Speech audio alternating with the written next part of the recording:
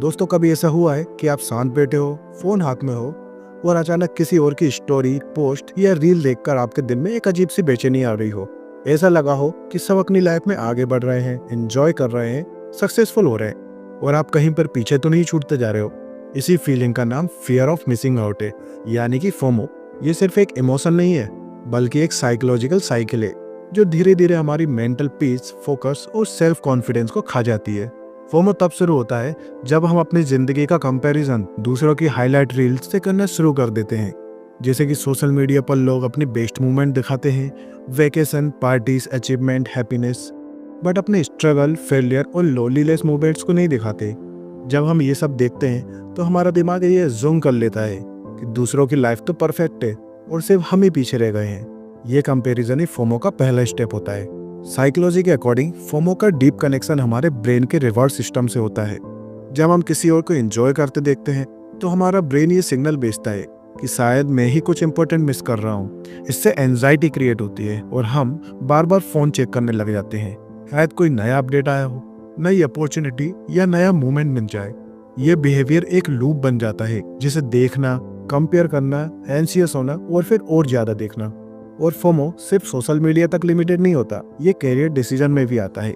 जब हम सोचते हैं कि शायद दूसरी जॉब बेटर होती, दूसरा फील्ड चूज करना चाहिए था या किसी और के पाथ पर चलना चाहिए था। ऐसे ही रिलेशनशिप में भी फोमो होता है, जब हम सोचते हैं कि शायद कोई और पार्टनर ज्यादा एक्साइटिंग होता।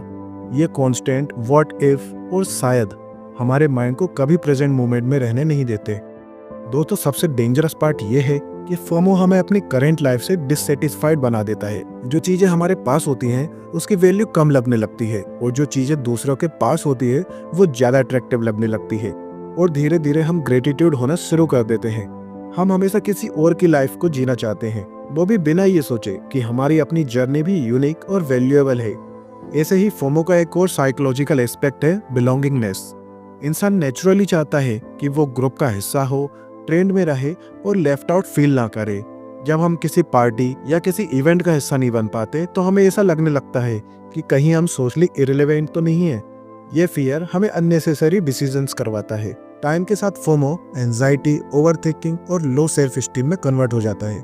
हम अपनी ग्रोथ को इग्नोर कर देते हैं और सिर्फ दूसरों की स्पीड देखकर अपने आप को जज करने लगते हैं। ये भूल जाते हैं कि हर इंसान की टाइमलाइन अलग होती है। कोई जल्दी सक्सेसफुल होता है तो कोई धीरे और कोई बिल्कुल ही अलग डायरेक्शन में ग्रो करता है।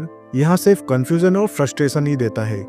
इसलिए दोस्तों, फोमो से निकलने का पहला स्टेप है अवेयरनेस। जब आप समझ लेते हो कि जो आप देख रहे हो वो पूरी तरह से रियलिटी नहीं है बल्कि क्यूरेटेड मोमेंट्स है, तब आपका दिमाग धीरे धीरे काम होने लगता है। क्योंकि सोशल मीडिया सिर्फ एक टूल है, सच का कंप्लीट रिफ्लेक्शन नहीं। जो दिखता है वो अधूरा है और जो अधूरा है उससे कंपेयर करना अनफेयर है। दूसरा स्टेप है प्रेजेंट मोमेंट को वैल्यू करना। जब आप अपनी लाइफ में जो चल रहा है उस पर फोकस करते हैं तब दूसरे की लाइफ ऑटोमेटिकली नॉइज बन जाती है। अपने गोल्स, अपने पेस और अपनी प्रायोरिटीज क्लियर होना फोमो को वीक कर देता है। जब आपको पता होता है कि आप क्या चाहते हो तब दूसरों का पाथ आपको डिस्टर्ब नहीं करता। फोमो का अपोजिट होता है Jomo, Joy of missing out. इसका मतलब है कॉन्शियसली चूज करना कि हर जगह होना जरूरी नहीं है, हर ट्रेंड फॉलो करना जरूरी नहीं है और हर अपॉर्चुनिटीज आपके लिए नहीं है। कभी कभी चीजें मिस करना ही मेंटल पीस का सबसे बड़ा सोर्स होता है और जब आप ये एक्सेप्ट कर लेते हो तब आप फ्री फील करते हो। इसलिए दोस्तों, याद रखना, जिंदगी रेस नहीं है। जो आप मिस कर रहे हो शायद वो आपके लिए बना ही नहीं है और जो आपके लिए बना है वो आपको मिलेगा अपने टाइम पर। वो तब खत्म होता है जब आप अपनी जर्नी पर ट्रस्ट करना शुरू कर देते हो और आप ये समझ जाते हो कि आपका पाथ अलग है और वो इनफ है। तो दोस्तों, ऐसे ही और इंटरेस्टिंग वीडियोस देखने के लिए हमें सब्सक्राइब करना ना भूलें। Thank you for watching.